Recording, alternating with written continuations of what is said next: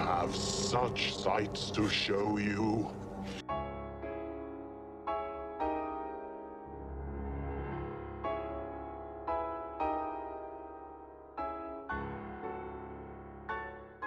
Hello and welcome to this year's Penguins Horror Extravaganza, and today we'll be taking a look at a game that was the launch title for the Nintendo GameCube, a game that I had been wanting to play for quite some time, a game that may have been some gamers' first wade into the vast ocean that is the world of survival horror, a little game called Luigi's Mansion.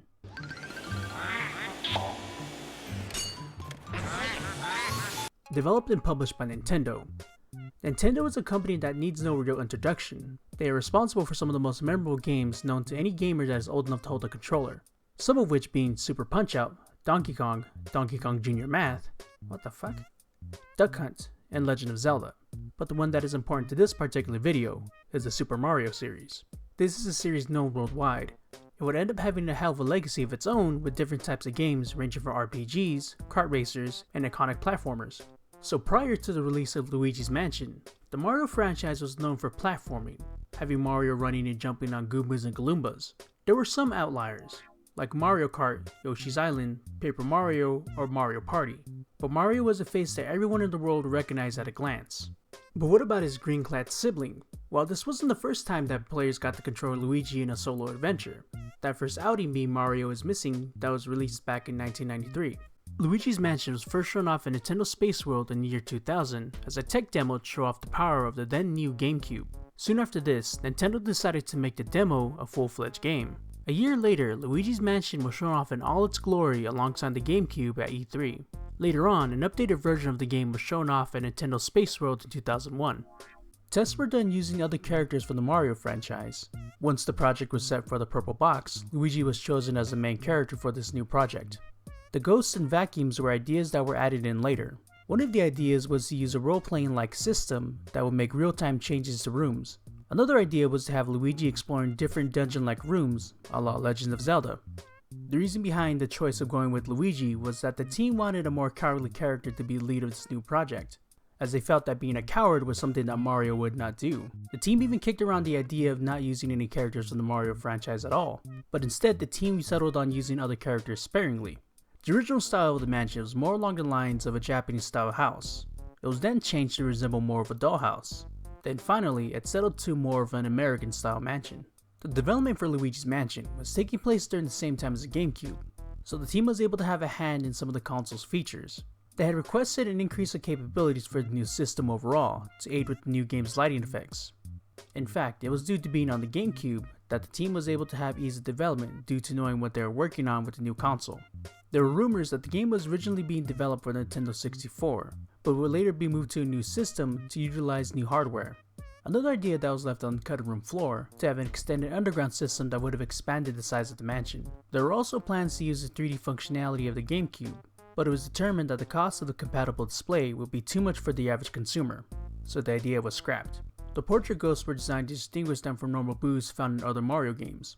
In the end, the team wanted their game to be a unique experience, not having to worry about it matching up with other games that came before it. Luigi's Mansion was released for GameCube in Japan September 14, 2001, in North America November 18, 2001, and in Europe May 3, 2002. Reception for Luigi's Mansion was overall well received. The visuals and overall design was praised by several reviewers, though some did note that the control scheme did take some time to get used to. One of the things that was a bit of a stain on the game was its overall length, and there were some that did feel a bit disappointed that they didn't receive a traditional Mario style game. And with that, let's take a look at today's game.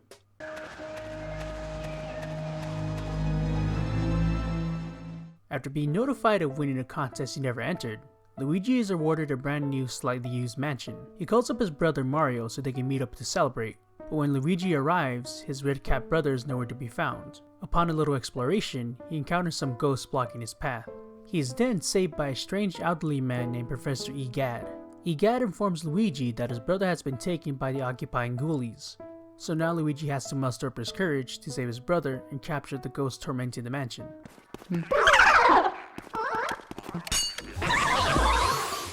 Luigi's Mansion is a third-person survivor horror game? Well, maybe not hard horror. Let's say horror light?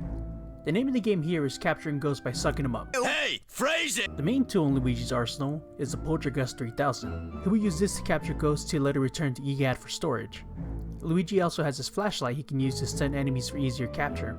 A neat little note: if the player pulls back on the analog stick in the opposite direction of the ghost, he will knock down the enemy's health faster. You can keep track of ghosts you captured via the pause menu. There will be different types of ghosts that Luigi will encounter in his journey. There are small animal ghosts that are more of a nuisance than anything else. There are ghosts that will grab a hold of him. There are ghosts that will chuck bombs in his direction. There are some ghosts that will immediately disappear when a light is shined on them, so you have to be fast with the flashlight. There are ghosts that will chuck items at him while being captured. He also has elemental powers you can use on certain ghosts to capture them. Luigi will spend a lot of his time exploring the mansion looking for ghosts, some of which will require some backtracking through areas previously visited.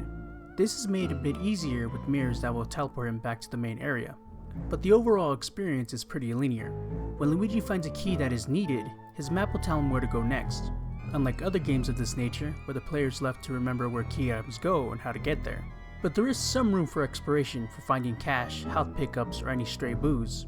Speaking of which, they do make a return in this game as side ghosts Luigi can search out, and they can be a pain in the ass to capture, especially when they escape to another room while in mid-capture. There aren't much in the way of puzzles. They only appear when trying to unlock boss fights, which I did like. Speaking of boss fights, there's a fair bit lurking about. These come in the form of portrait ghosts, some of which are optional. Once captured, they will be returned to their portrait state with different colored frames, either bronze, silver, or gold, depending on how much health Luigi sucked up in one go, and how much health Luigi has at the end of the fight. The money earned or found does play a role in the ending of the game.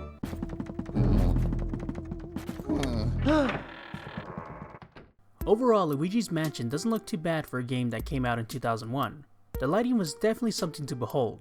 The music was also a highlight of the game as well, as Luigi's Mansion did have a mixture of diegetic and non-diegetic music, meaning that Luigi would hum along to the music that the player would normally be the only one hearing.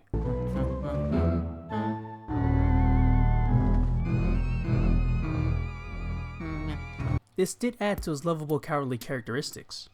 The overall environment of the mansion wasn't too bad. Each room did look distinct, and it wasn't too hard to find my way around the mansion. Also, there were no load screens when transitioning between rooms, and it did remind me of Haunted Ground, a game that did something very similar with its level design. Also a game I did a review on last year.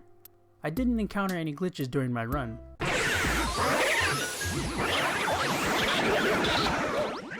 All in all, is this a game you need to go out and play? Yes. A definite hard yes. Luigi's Mansion was a fun experience. It wasn't scary at all, making it a good stepping stone for any youngin' looking to get into games of this type. I guess you could think of it as baby's first horror game, which isn't a bad thing. I did enjoy my time with the game. The backtracking wasn't too bad, as the size of the mansion helped alleviate that. Plus the mirror shortcut does help out too. The variety of bosses are great, though not too challenging, were still pretty fun. I did like that some of them did require some doing there to get the fight started. I also liked the music with its fun and goofy tunes, and how Luigi would hum to the music. I did notice that the game could be pretty generous with health pickups when I was running low, which was nice. Overall, it was a fun light horror game to go through.